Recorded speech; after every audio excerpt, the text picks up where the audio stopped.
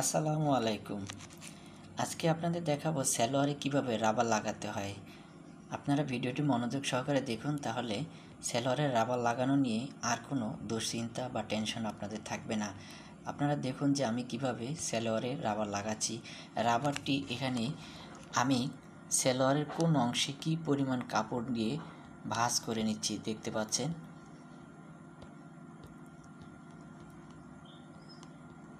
এখানে কাপড়কে দুটি ভাঁজ করে মাঝখানে আপনাকে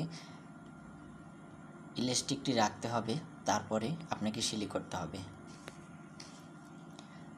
দেখতে পাচ্ছেন এখানে মাঝখানে রাবারটি রেখে তারপরে কাপড়টাকে টান দিয়ে সুন্দর করে সেলাই করতে হবে। আপনি রাবারটাকে টান অবস্থায় রাখবেন, কাপড়টাকে সোজা রেখে তারপরে আপনি অল্প অল্প করে সেলাই করবেন।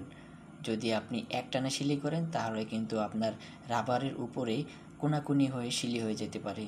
সেই জন্য কাপড় এবং রাবার সহ টেনে ধরে আপনি 6 ইঞ্চি বা 7 ইঞ্চি 8 ইঞ্চি করে সেলাই করে নিতে পারেন।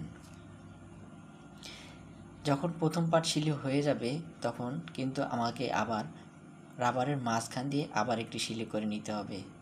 আপনারা দেখতে পাচ্ছেন, এবং কাপড়টাকে একটু টেনে ধরে ধরে সেলাই করবেন, তাহলে কিন্তু কাপড় সহ রাবার সুন্দর একটি ডিজাইন হয়ে যাবে। দেখতে পাচ্ছেন হয়ে গেছে। কিন্তু আপনাদের সুবিধার্থে আমি শুরু থেকে আবার দেখাচ্ছি। দেখতে পাচ্ছেন এখানে প্রথম ইলাস্টিকটিকে বা রাবারটিকে জোড়া দিয়ে নেবেন। রাবারটি কাটার সময় কিন্তু অবশ্যই আপনি পূর্বের সালোয়ার অথবা আপনার মাজার উপর দিয়ে আপনি মাপ নিয়ে নেবেন যে কী পরিমাণ রাবার আপনার সালোয়ারের জন্য প্রয়োজন। সেটি আপনি আগের যদি আপনার রাবারের সালোয়ার থাকে তাহলে ওই রাবারের সমান মাপ নিতে পারেন, অথবা আপনি রাবার টেনে আপনার মাজার উপর দিয়েও আপনি মাপ নিতে পারেন। তারপরে আপনি কাপড়ের উপরে আপনার রাবার যত বড় সমপরিমাণ থেকে সামান্য আপনার প্রায় 4-5 মিলি আপনি বাড়তি রাখবেন। রাখার পরে রাবারের বাইরের অংশ থেকে 2 কাপড় বরাবর আপনি সেলাই করবেন, এবং সেলাই করার সময় সেলাইটা যাতে সোজা থাকে, রাবারের বাইরে থাকে সেদিকে খেয়াল রাখবেন। এবং কাপড় এবং রাবার একসাথে একটু টেনে নেবেন, টেনে ধরে ধরে কাপড়টাকে সোজা রেখে সেলাই করার সময় সোজা রেখে তারপরে সেলাই করবেন। দেখতে পাচ্ছেন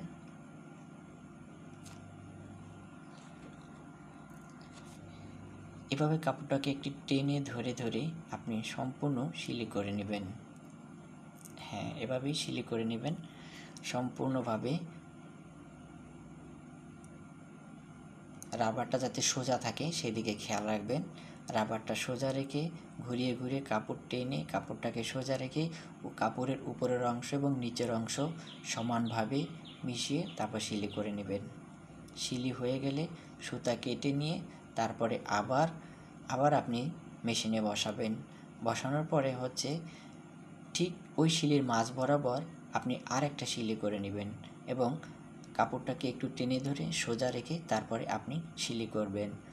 এভাবে সম্পূর্ণ কাপড়টি আপনি সেলাই করে নেবেন।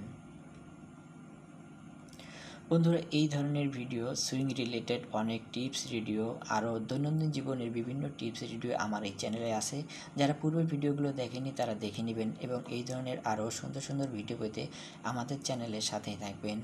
এই চ্যানেল থেকে আপনারা অনেক কিছু শিখতে পারবেন, যে শিক্ষাগুলো আপনাদের দৈনন্দিন জীবনে কাজে লাগবে।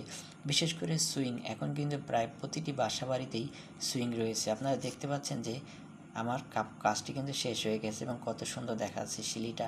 আপনারাও বাড়িতে ট্রাই করবেন। প্রথমবার হয়তো বা না হতে পারে, কিন্তু বারবার ট্রাই করবেন।